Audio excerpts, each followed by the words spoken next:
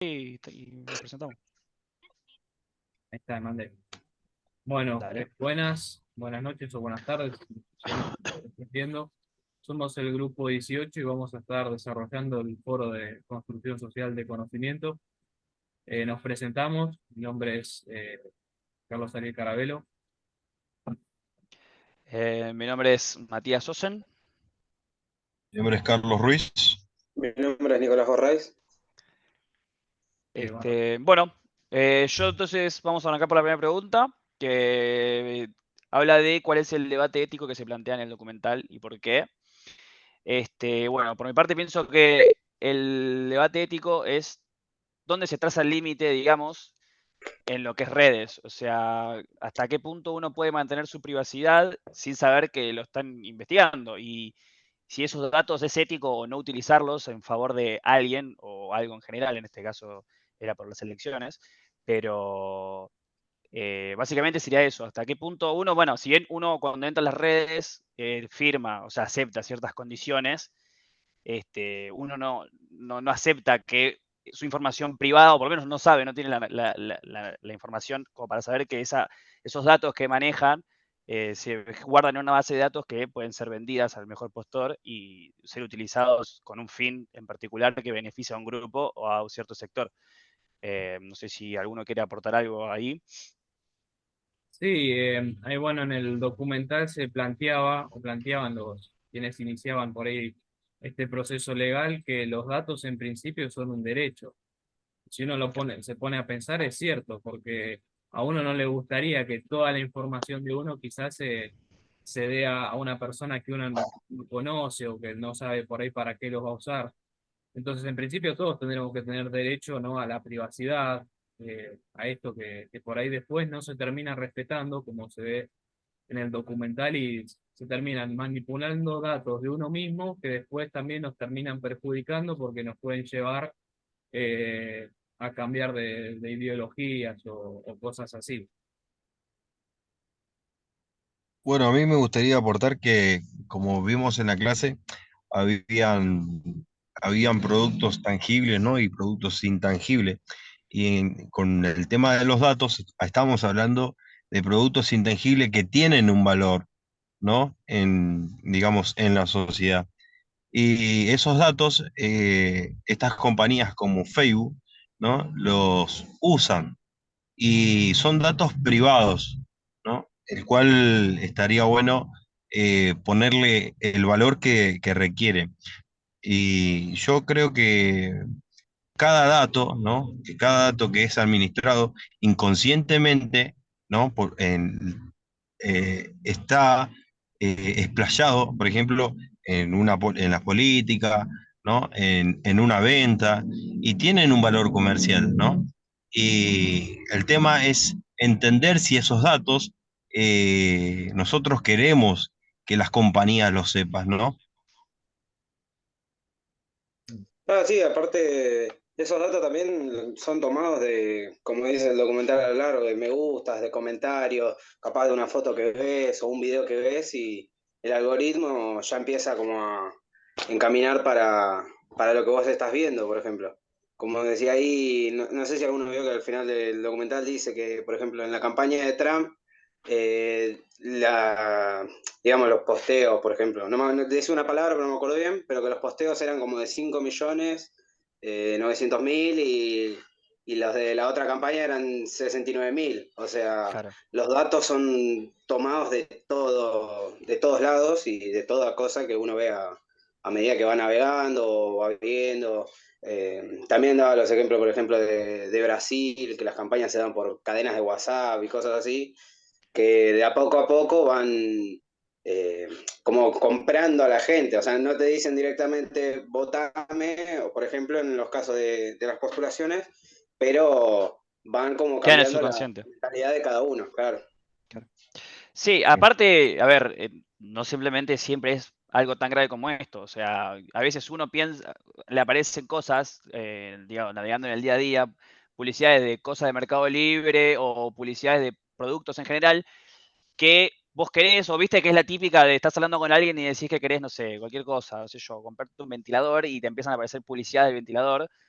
Digo, tus datos se usan todo el tiempo, o sea, tu cuenta es valiosa, tus datos son valiosos y tu entorno generalmente es valioso, y muchas veces pasa que estos algoritmos saben lo que vos querés, incluso antes de que vos sepas que querés eso, porque por cómo se manejan y por cómo está tan avanzado el tema de la recolección de datos, deriva en eso, en que incluso te conocen más el algoritmo de lo que vos mismo te conocés. Claro, literal. Y a veces es como extraño por ese lado también. Sí, sí. Sí, aparte de pensar que las cuentas están todas conectadas. Vos ponés tu Claro, número de teléfono, por ejemplo, en Facebook, después Instagram y así, y entras a buscar, por ejemplo, un viaje, que querés hacer un viaje o algo, y te sale en Instagram, entras a Facebook, te sale en Facebook. O claro, sea, claro, el algoritmo se va basando a medida de las cosas que vos vas viendo. Claro. exactamente. Bueno, hoy en día se puede ver también, si lo se puede asociar a un tema de la actualidad, con esto del chat GPT, que es gratis, es verdad, es gratis, porque vos no tenés que pagar, pero en realidad no es gratis, porque lo estamos, nosotros, o sea, todos los usuarios lo están entrenando cada vez que lo usan, y de esa manera te están Claro, cobrando, por obvio. así decirlo. O sea, no es que es gratis de libre uso. Entonces, todo lo que está en la red tiene un fin. O sea, y siempre es un fin comercial. En su mayoría, bueno, puede ser una cosa como la elección, pero a fin de cuentas siempre tiene un valor monetario detrás. Sí, sí, y una vez se piensa y dice, bueno, pero ¿qué les va a importar a ellos lo que hago yo, que soy un ciudadano común y Claro, corriente? Pero sin embargo, o sea, todo dato que pueden llegar a sacar, obviamente no se centran primeramente en individuo por individuo, pero después, como se decía, buscan a quienes son exacto. más susceptibles o a quienes, decía un término en específico, pero es como que pueden llegar a adherirse a un partido y así después Claro, van sí, sí. trabajando. Y claro, una Claro, persona, influenciables, que son los que son más influenciables. claro, exacto. Y así se van obteniendo los porcentajes, como decía. Claro. Ok, muchachos, y con el tema de la pregunta que viene también, estaría bueno Sí. debatir la pregunta que viene con La pre- respecto sí. a que de repente podemos abordar, ¿no? Que las compañías, ¿no? Usan esos datos para que nosotros, para manipularnos, ¿no? Eh, Como decía en el documental, dice que esos datos es una herramienta militar, ¿no? L- Eso nos lleva a nosotros a pensar que impacta tanto, ¿no? En la sociedad que transforma a las sociedades, ¿no? ¿Cómo, cómo es que cada dato administrado, ¿no? Impacta en nosotros? ¿Qué pasa? A veces nosotros manifestamos tener eh, nos nutre de esa necesidad. Bueno, y también quería resaltar, ¿no? Que, por ejemplo, la privacidad, ¿no? Dice que los políticos influyen, ¿no? Por ejemplo, en las elecciones, ¿no? ¿Cómo influyen en las elecciones, ¿no? Brindándonos publicidades, librándonos, dándonos información. eh, y me gustaría decir también que, por ejemplo, yo había anotado algunas cosas que me gustaría decir. Dice, en una parte del documental hablaba que, ¿no? que trabajan en los jóvenes, ¿no? En las campañas políticas, ¿no? Inculcándole cosas, ¿no? Y generando políticas y movimientos, ¿no? Y creo que todo está referido a la información que consumimos, ¿no? Y a los datos que damos inconscientemente. Sí, Sí, a ver, de hecho, incluso sin querer, sin entrar en política, no sé, cada uno tiene su ideología. Eso pasa hoy en día acá en Argentina, y se puede ver con el tema de las elecciones de ahora. De que siempre la juventud es, o suele ser, porque no tiene las herramientas todavía necesarias, quizás, o quizás sí, suele ser la persona que es más fácil de poder manipular. O sea, puede ser, es un tema de edad. Generalmente, por promedio, la persona más grande suele estar más formada. Cuando son más chicos, suele estar menos formado. Y nada, se puede ver, siento, hoy también en Argentina esa parte. No sé si quieren que lea la pregunta 2 para empezar a desarrollarla bien, así para que quede bueno, separado una con la otra. La segunda pregunta consiste, dice, en el sistema capitalista actual basado en el consumo de productos y servicios por parte de la sociedad, el documental plantea una dicotomía central, ¿cuál es y por qué? No sé quién quiere empezar, que yo ya empecé con la otra. Bueno, ¿No? empiezo yo un poquito. Yo creo Dale. que el sistema capitalista actual nos enseña que cada uno tiene que tener su propio, digamos, su propia opinión, ¿no? Pero también vemos que es una mentira, es una falacia. ¿Por qué? Porque al usar los datos, ¿no? Esos datos se transforman, ¿no? En un poder para las grandes compañías, ¿no? eh, y grandes compañías que compran información de Facebook o de Google, ¿no? Y se nutren de esa información para generar en nosotros y darnos datos, y esos datos se transforman en decisiones, ¿no? Sí, sí, sí, tal cual. A mí me gustó algo también, se planteaba otra por ahí dicotomía, era cómo la tecnología se creó para unirnos, pero sin embargo nos terminó dividiendo. Y justamente también tiene relación con lo que es la política, porque decía divide y vencerás. Entonces, esas cuestiones también son aprovechadas por los modelos políticos, distintamente de quien sea. Ahí se hablaba mucho del capitalismo, pero también lo puede usar cualquier otro partido político, y eso termina justamente creando que hayan las divisiones y que después terminen las personas teniendo esos pensamientos políticos tan fuertemente arraigados que después son las personas que suelen definir lo que es las elecciones, por así decirlo, ¿no? Como ese, creo que era 6% de Trinidad y Tobago, que fueron justamente porque le fueron inculcando todo ese pensamiento y esa campaña política. Sí, además, siendo la época en la que estamos actualmente, donde más información tenés disponible y donde más fácil es comunicarte con cualquier persona en el mundo y tener, nada, tenés todo a tu alcance, al alcance de un clic. Este, Digo, en las redes se ve totalmente la sociedad capitalista, es decir, TikTok, que posiblemente hoy sea la plataforma número uno de redes sociales, es consumo basura instantáneo, todo dura un minuto y si dura más de un minuto no te veo y tenés 10 segundos para llamarme la atención.